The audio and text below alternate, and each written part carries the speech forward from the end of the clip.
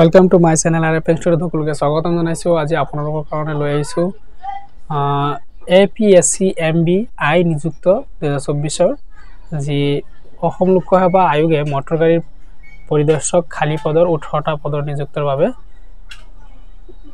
পদ মুকলি হৈছে। এই পদৰ বিষয়ে কিছুমান আলোচনা কৰা হ'ব। যদি আপোনালোকে মোৰ চেনেলত নতুন তেনেহলে মোৰ চেনেলটো এতিয়া সাবস্ক্ৰাইব কৰি লওক আৰু আগৰ কেইটামান ভিডিওত আপোনালোকে মোক বহুত সাপোৰ্ট কৰিছে, গতিকে মই ভাবো আপোনালোকে এই ভিডিওটো মোৰ সাপোৰ্ট কৰিব। গতিকে আপোনালোকে যদি মোৰ চেনেলত এতিয়া সাবস্ক্ৰাইব কৰা নাই তেতিয়াহলে এতিয়া সাবস্ক্ৰাইব কৰি লওক, বেল আইকন প্ৰেছ কৰি ৰাখক। মই এই চেনেলৰ মধ্যে আপোনালোকৰ কাৰণে নতুন চাকৰিৰ আবেদন কেনেকৈ কৰিব লাগে, ঘৰৰ আবেদন কেনেকৈ কৰিব লাগে, কিছুমান অনলাইনৰ তথ্য দিয়া হয়। গতিকে আপোনালোকে যদি মোৰ চেনেলত নতুন তেনেহলে আপুনি যদি অনলাইনত কাম কৰিব বিচাৰিছে তেতিয়াহলে মোৰ চেনেলটো এতিয়া সাবস্ক্ৰাইব কৰি ৰাখক। তো বলক আজিৰ ভিডিওটো আমি আলোচনা কৰোঁ। যি APSC খালী পদৰ বাবে আগ্ৰহী প্ৰাৰ্থীসকলে আপোনালোকে অনলাইনত এটো চাকৰিৰ বাবে আবেদন কৰিব পাৰিব।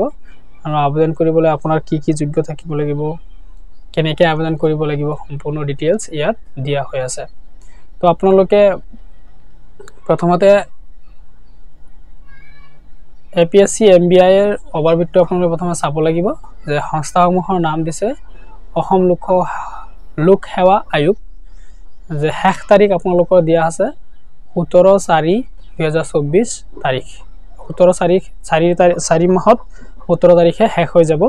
খালী পদ আহিছে 18টা পোষ্ট আহিছে। পোষ্টৰ নাম হ'ল মটৰ গাড়ী পৰিদৰ্শক আৰু আপোনালোকে অনলাইনত আবেদন কৰিব পাৰিব। প্ৰয়োগজন আপোনালোকে ক'ত প্ৰয়োগ কৰিব, অনলাইনতে কৰিব পাৰিব।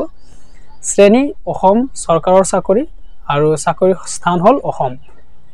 এতিয়া যদি আপোনালোকে টেলিগ্ৰাম গ্ৰুপত যদি জইন হ'ব বিচাৰিছে তেতিয়াহলে আপোনালোকে এই টেলিগ্ৰাম হোৱাটছআপ গ্ৰুপত আপুনি টেলিগ্ৰামত কৰিলে এইটোত ক্লিক কৰিব আৰু হোৱাটছআপত কৰিলে এইটোত ক্লিক কৰিব। এতিয়া আপোনালোকে ভাবিছে যে মই এইটো কেনেকৈ ইয়াত আহিম, আপোনালোকে মই ডিসক্ৰিপশনত লিংক দি থৈ দিম। আপোনালোকে লিংকত ক্লিক কৰিলে ডাইৰেক্ট এইটো পেজলৈ আহিব পাৰিব। এতিয়া আপোনালোকৰ যোগ্যতাৰ মাপকাঠি কি হ'ব লাগিব, আপুনি যে চাকৰিটোত আবেদন কৰিব আপোনাৰ যোগ্য থাকিব লাগিব, তেতিয়া আপুনি আবেদন কৰিব পাৰিব। যে বয়সৰ সীমা লাগিব 2024 চনৰ 31 জানুৱাৰী তাৰিখলৈকে।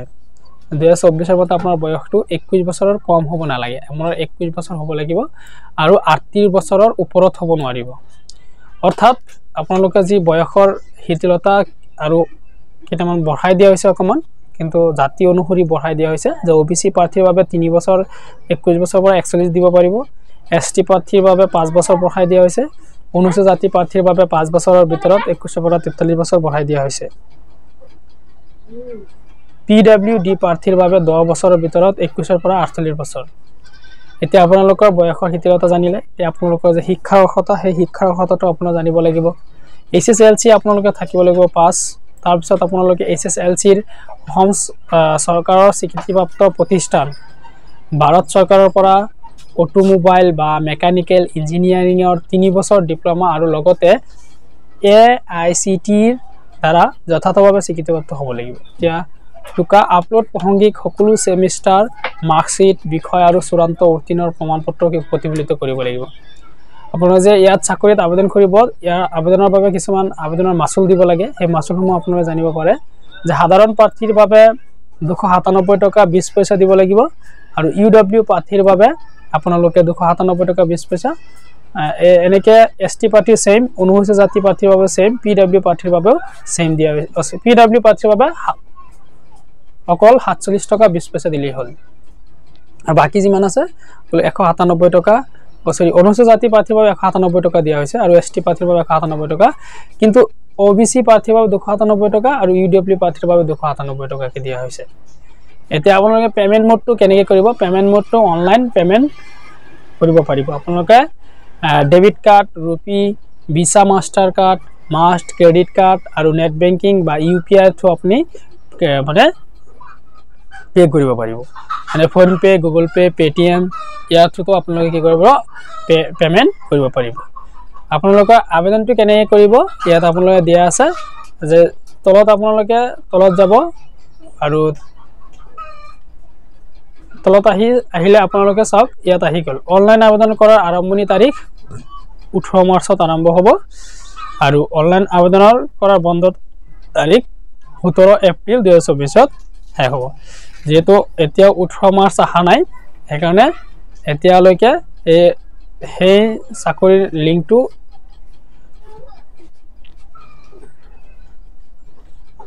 আপোনালোকে তললৈ স্ক্ৰল কৰিলে আপোনালোকে পাই যাব ইয়াত চাওক অনলাইন লিংক আবেদন কৰক আপোনালোকে ইয়াত ক্লিক কৰি দিব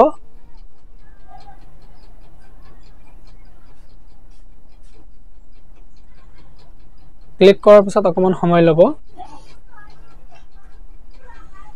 সাইটটো অকমান খুলি আহিব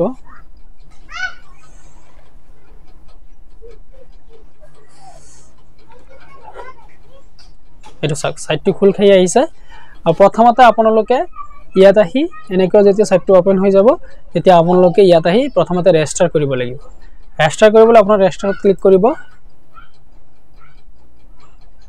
ৰেজিষ্টাৰ ক্লিক কৰাৰ লগে লগে আপোনালোকে চাওক ইয়াত আপোনালোকৰ যিমান ডিটেইলছখিনি চাইছে এই ডিটেইলছখিনি আপোনালোকে ধুনিয়াকৈ বহাব লাগিব বহাই পেলাই আপোনালোকে ৰেজিষ্টাৰত ক্লিক কৰিব লাগিব প্ৰথমতে আপোনালোকৰ ইয়াত ফুল নেমটো দিব ফাদাৰ নেমটো দিব মাদাৰ নেমটো দিব সিলেক্ট আপোনাৰ কি জেন্ডাৰ হয় মেল নে ফিমেল নে থাৰ্ড জেন্ডাৰ আপোনাৰ ইমেইল আইডিটো দিব মোবাইল নম্বৰটো দিব তাৰপিছত ডেট অফ বাৰ্থটো দিব আৰু এনেকৈ আপোনালোকে ৰেসিডেন্স অফ আসামৰ হয় নে নহয় এটো আপোনালোকে যদি হয় তেনেহলে এস ক্লিক কৰিব যদি নহয় তেনেহলে নো ক্লিক কৰিব আৰু আপোনালোকৰ কাষ্ট কি হয় জেনাৰেল নে কি হেতু সিলেক্ট কৰিব আপোনালোকৰ ডিসেবিলিটি আছে নেকি কোনো যদি আপোনাৰ শৰীৰত কোনো ডিসেবিলিটি আছে তেতিয়াহলে আপোনালোকে এস বা নো কৰি দিব আৰু পাৰ্মানেন্ট এড্ৰেছ আপোনালোকে ক'ত বৰ্তমান আছে সেই এড্ৰেছটো ইয়াত ফিল আপ কৰিব তাৰ পিছত আপোনালোকৰ ডিস্ট্ৰিক্টটো সিলেক্ট কৰিব পিন কোডটো সিলেক্ট কৰিব এটা পাসওয়াৰ্ড বনাব লাগিব আৰু সেম পাসওয়াৰ্ডটো ইয়াতে বহাব লাগিব আৰু তাৰ পিছত আপোনাৰ এই ক্যাপচাটো বহাই গেট ওটিপি ক্লিক কৰিব আপোনাৰ যি মোবাইল নম্বৰ দিয়া হ'ব সেই মোবাইল নম্বৰ তাতে ওটিপি যাব আৰু ওটিপিটো এন্টাৰ কৰি তাৰ পিছত আপোনালোকে ৰেজিষ্টাৰত ক্লিক কৰিলে হ'ল ৰেজিষ্টাৰ ক্লিক কৰাৰ পিছত আপোনালোকে লগইন হিয়াৰত ক্লিক কৰি আপোনালোকৰ লগইন হৈ আপোনালোকে আবেদন কৰিব পাৰিব গতিকে আজি ইমানেই আৰু নেক্সট টাইম আপোনালোকে যদি বিচাৰিছে যে আবেদনটো কেনেকৈ হওক সেই ভিডিঅটো আপোনালোকৰ লাগে তেতিয়াহলে আপোনালোকে মোক কমেন্ট কৰি জনাব মই নিশ্চিতভাৱে এটা ভিডিঅ বনাই দিম আপোনালোকে সেই ভিডিঅটোত ক্লিক কৰিব আজি ইমানেই ধন্যবাদ নেক্সট ভিডিঅত আৰু আলোচনা হ'ব যদি মোৰ চেনেলত নতুন তেনেহলে মোৰ চেনেলটো সাবস্ক্ৰাইব কৰিবলৈ নাপাহৰিব ধন্যবাদ